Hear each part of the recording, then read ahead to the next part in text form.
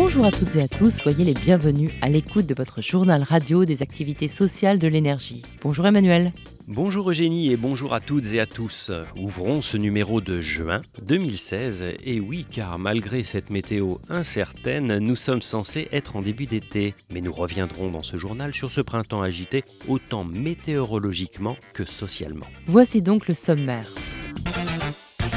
Entre mai et juin, de violents épisodes météo ont entraîné crues, inondations et coupures d'alimentation électrique. Les collègues n'ont pas compté leurs heures pour réalimenter les abonnés, de même que les activités sociales mobilisées pour accompagner les bénéficiaires sinistrés. Sur le plan social, ce printemps restera marqué par les mobilisations contre la loi El Khomri. Les agents des IEG ont pris toute leur part dans ces mouvements en multipliant les initiatives. La page culture de ce journal est dédiée au festival Contre-courant, un rendez-vous pas seulement théâtral qui aura lieu en juillet à Avignon. Nous y parlerons de l'égalité homme-femme. Nous ferons aussi un petit retour sur le festival d'énergie avec des réactions à chaud d'artistes juste après leur sortie de scène et des retrouvailles 10 ans après. Et parce que les activités sociales ne cessent d'évoluer, cette année 2016 est marquée par la refonte du projet éducatif des électriciens et gaziers. Alors, pourquoi s'y atteler et comment s'y prendre? Nous écouterons un élu en charge de ce dossier. Emmanuel, alors que les températures se réchauffent enfin, on va quand même revenir sur ce printemps agité tant dans la rue que dans les cieux. Oui, en effet, ce printemps 2016 est plutôt agité au niveau des intempéries.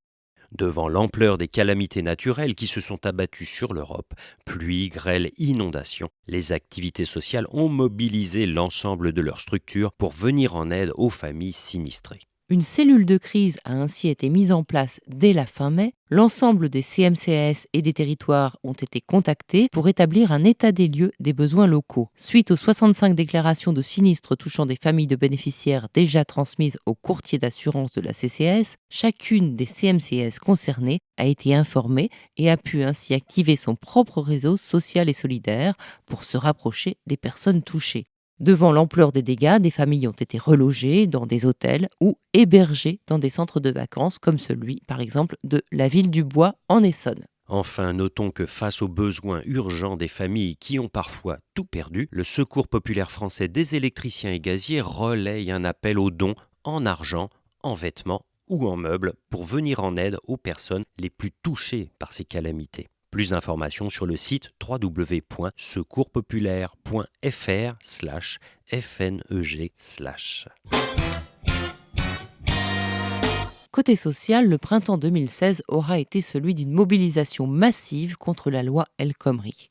Comme des millions de Français, les agents et leurs familles ont protesté contre l'imposition brutale d'une loi qui ampute sévèrement les droits des salariés. Pendant plusieurs semaines, les luttes ont pris de multiples formes. Citons entre autres les arrêts de travail, les manifestations, dont la prochaine est d'ailleurs prévue le 14 juin, les blocages de sites, les coupures ciblées, le réapprovisionnement en électricité de familles dans le besoin, et l'action la plus populaire a sans doute été le passage de centaines de milliers d'usagers au tarif heure creuse. Absolument, et dans le contexte des négociations en cours sur le financement et le devenir des activités sociales, l'ampleur de ces mobilisations a fait grincer quelques dents en haut lieu. En témoigne un SMS rageur et menaçant adressé par le cabinet du Premier ministre à une secrétaire de fédération syndicale. Une méthode que les présidents des activités sociales indignés ont solennellement dénoncée dans un communiqué de presse. Ouvrons notre rubrique culture avec ce mois-ci le festival Contre-courant. Il se déroulera à Avignon dès le début juillet. Au programme, interventions artistiques, art de la rue, danse, contes, lecture et bien évidemment des représentations théâtrales. Un véritable festival parallèle en prise directe avec les questions sociales et l'actualité, comme par exemple la situation des Roms. Mais nous avons choisi de vous présenter aujourd'hui les ateliers de la pensée. Il s'agit d'un cycle de débats et de rencontres réunissant le public, des artistes, des chercheurs et des universitaires. Et pour cette seconde édition, les ateliers du Festival d'Avignon mettront l'accent sur le thème ô combien sensible de l'égalité homme-femme les vendredis 8, 15 et 22 juillet. Ces 3 temps d'échange feront tout d'abord un état des lieux général de la question en France. Ensuite, il s'agira de voir ce qu'il en est dans le monde de la culture. Enfin, toutes ces réflexions permettront de tracer des pistes pour sortir des stéréotypes sexistes et violents faits aux femmes. Un très vaste programme. Oui, effectivement. Ce cycle de débat est organisé par la CCAS en partenariat avec le journal Clara Magazine, l'association Femmes Solidaires et Pulsar, qui proposera une exposition regroupant des affiches de graphistes, hommes et femmes, sur les inégalités, le sexisme et les violences faites aux femmes, tant dans la sphère publique que privée. De quoi interroger sa propre position sur ces questions. Et si l'on ne peut se rendre aux ateliers de la pensée, sachez que l'association Pulsar interviendra cet été dans les centres de vacances de la région Auvergne. Nous en reparlerons.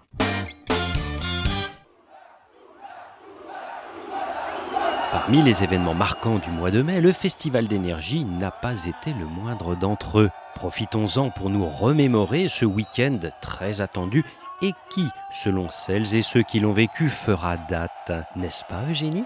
Ah oui, en effet, cette 15e édition du Festival des jeunes agents, placée sous le signe du vivre ensemble, a été intense à tout point de vue. Plus de 12 000 festivaliers et festivalières ont vécu 1001 expériences et pu goûter à ce qui fait l'une des spécificités de ces rendez-vous sous la quai, la certitude et l'évidence d'appartenir à une véritable communauté. Il se passe durant le Festival d'énergie quelque chose que l'on ne vit pas ailleurs. Ce sentiment a d'ailleurs été très bien perçu par les artistes qui étaient à l'affiche. Sur le site ccas.fr, vous pouvez écouter leurs témoignages. Ils ont été recueillis juste après leur sortie de scène par nos collègues du pôle audiovisuel. Mais le fil tissé par les activités sociales, on le perçoit particulièrement bien à travers le vécu de Rémi, technicien clientèle à ERDF dans les quartiers nord de Marseille.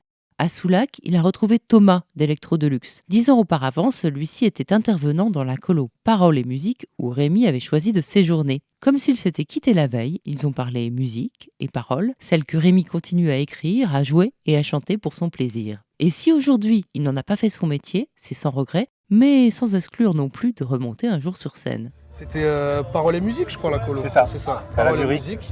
Et voilà, et après je continue à faire de la musique pendant longtemps. Il m'a appris d'ailleurs pas mal de choses sur les logiciels, etc. Et ça m'avait permis de m'équiper, on va dire, après à la maison, quoi. Rémi, il écrivait déjà beaucoup avant, lui. Il n'était pas là par hasard, parce que déjà, tu kiffais le rap et tu t'aimais bien. Il avait un carnet avec tous ses textes. C'est marrant de se retrouver ici au Festival des énergies. Grave. Ça reboucle la boucle, double nœud, j'ai envie de dire.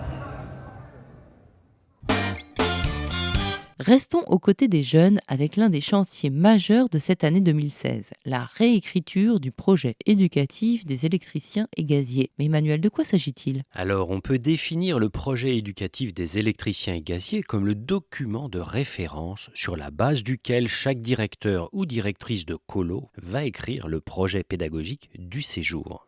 Alors, vous me direz, s'il est déjà écrit, pourquoi le réécrire ? Eh bien, tout simplement parce que le monde dans lequel les jeunes s'épanouissent, le contexte économique, social ou technologique, a évolué. En effet, la version initiale de ce document avait été adoptée en 1977. Même révisé par 2 fois, il est bien évident que sur de nombreux points, le monde qu'il prenait alors en considération n'a plus grand-chose de commun avec celui d'aujourd'hui. Imaginez à l'époque que les ados seraient connectés 24 heures sur 24 à un réseau sans fil mondial via un petit appareil logeant dans une poche, aurait relevé de la pure science-fiction. Aux jeunes qu'elles accueillent, les activités sociales se doivent de tenir compte de ce nouveau réel pour leur proposer des méthodes et des contenus pertinents grâce auxquels ils s'ouvrent à la découverte. Alors en bref, il s'agit de redéfinir la politique jeune des activités sociales. Et pas seulement pendant les séjours de vacances, mais aussi tout au long de l'année, comme via ce que leur proposent les CMCAS. Mais alors, si ce document cadre évolue, il doit bien évidemment rester fidèle aux valeurs socles des activités sociales. Solidarité, vivre ensemble, démocratie, mixité, ouverture et justice sociale ne sont pas négociables. Cette refondation se déroulera dès cet été et jusqu'à la fin de l'année avec les jeunes eux-mêmes, leurs parents et les partenaires qui mettent en œuvre certains séjours pour la CCAS.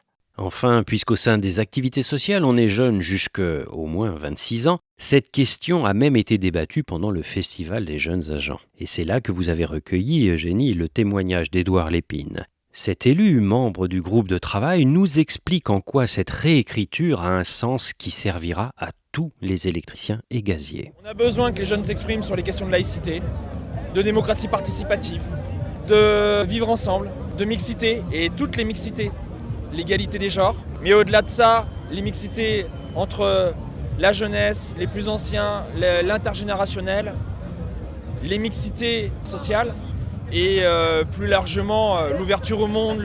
L'enjeu du projet éducatif n'est pas tant de le réécrire, mais c'est de le construire avec les électriciens gaziers, les jeunes de 12 à 26 ans, parce que c'est eux qui construiront les activités sociales de demain.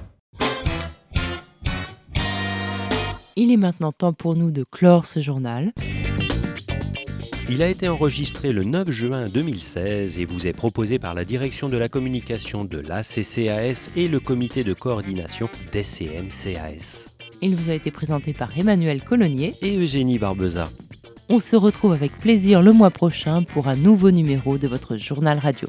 Et nous vous rappelons que nous attendons vos messages sur le répondeur d'Active la radio au numéro suivant. Le 01 48 18 60 44. Ou encore sur la boîte email ccas.activelaradio@gmail.com. Une question, une information à nous donner, un message à faire passer. Votre radio vous écoute et vous répond. Suivez l'actualité des activités sociales sur la page Facebook et le compte Twitter de la CCAS, auquel vous pouvez accéder à partir de la page d'accueil du site ccas.fr. Au revoir à toutes et à tous. Au revoir Eugénie. Au revoir Emmanuel.